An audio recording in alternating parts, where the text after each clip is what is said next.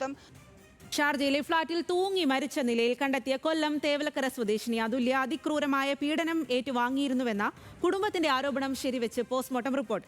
46 മുറിവുകളാണ് അതുല്യയുടെ ശരീരത്തിലുണ്ടായിരുന്നത്. മുറിവുകളിൽ പലതും മരിക്കുന്നതിന് മണിക്കൂറുകൾ മുൻപ് മാത്രം സംഭവിച്ചതാണെന്നും പോസ്റ്റ്മോർട്ടം റിപ്പോർട്ടിൽ വ്യക്തമാക്കുന്നു. ഷമീറാണ് കൂടുതൽ വിവരങ്ങളുമായി ചേരുന്നത്. ഷമീർ, ഗുരുതരമായ കാര്യങ്ങളാണ് പോസ്റ്റ്മോർട്ടം റിപ്പോർട്ടിലുള്ളത്. തുടർ അന്വേഷണം, തുടർ നടപടികളൊക്കെ ഏത് രീതിയിലാകും ഇനി? അതുല്യയുടെ മരണത്തിൽ ഏറ്റവും നിർണായകരമായ പോസ്റ്റ്മോർട്ടം റിപ്പോർട്ടാണ് ഇന്ന് പുറത്തു വന്നത്. അതുല്യയുടെ ശരീരത്ത് 46 മുറിവുകൾ ഏറ്റിട്ടുണ്ടെന്നാണ് പോസ്റ്റ്മോർട്ടം റിപ്പോർട്ടിലുള്ളത്. അതിൽ 24 മണിക്കൂറിനകം ഏറ്റ മുറിവുകളുടെ എണ്ണം അതും കൃത്യമായി പോസ്റ്റ്മോർട്ടം റിപ്പോർട്ടിൽ പറയുന്നു. അതുപോലെ 2 ആഴ്ച പഴക്കമുള്ള മുറിവുകൾ അതുല്യയുടെ ശരീരത്തിൽ ഉണ്ടായിരുന്നു. അതുല്യയുടെ കുടുംബം ആദ്യം ആവർത്തിച്ച പോലെ അതുല്യ കടുത്ത പീഡനങ്ങൾ ഏറ്റിട്ടുണ്ട് എന്നുള്ളതിന് ഏറ്റവും ഉദാഹരണമായി ഈ പോസ്റ്റ്മോർട്ടം റിപ്പോർട്ട് ചൂണ്ടിക്കാട്ടാം. അതുപോലെ തന്നെ അതുല്യ കഴുത്ത് ഞെരിഞ്ഞാണ്, അമർന്നാണ് മരിച്ചതെന്നാണ് ഇതിന് മരണ കാരണം പോസ്റ്റ്മോർട്ടം റിപ്പോർട്ടിലുള്ളത്.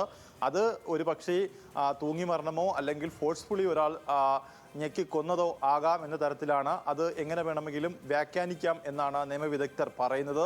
എന്തായാലും ഷാർജയിലുള്ള പോസ്റ്റ്മോർട്ടം റിപ്പോർട്ടാണ് ഇനി പ്രോസിക്യൂഷൻ ലഭിക്കേണ്ടത്. അത് ലഭിക്കാൻ ഇന്ത്യൻ എംബസിക്കും അതുപോലെ ഇന്ത്യൻ കോൺസുലേറ്റിനും പബ്ലിക് പ്രോസിക്യൂട്ടർ നിയമപരമായുള്ള കത്ത് നൽകണം. ആ കത്ത് ലഭിച്ച ശേഷം അത് ഇന്ത്യൻ എംബസി അല്ലെങ്കിൽ ഇന്ത്യൻ കോൺസുലേറ്റ് തിരിച്ച് ഈ അന്വേഷണ സംഘത്തിനും അതുപോലെ പ്രോസിക്യൂഷനും നൽകും. ഇതിൽ ഏറ്റവും പ്രധാനപ്പെട്ടത് കഴിഞ്ഞ ദിവസങ്ങളിൽ ന്യൂസ് മലയാളം തന്നെ പുറത്തുവിട്ട ദൃശ്യങ്ങളാണ്.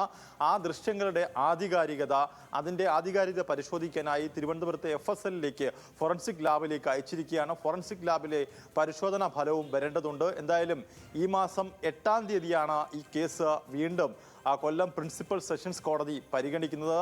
ആ പരിഗണിക്കുന്ന വേളയിൽ ഈ തെളിവുകളൊക്കെ തന്നെ കോടതിക്ക് മുമ്പിൽ ഹാജരാക്കാനാണ് പ്രോസിക്യൂഷന്റെ നീക്കം.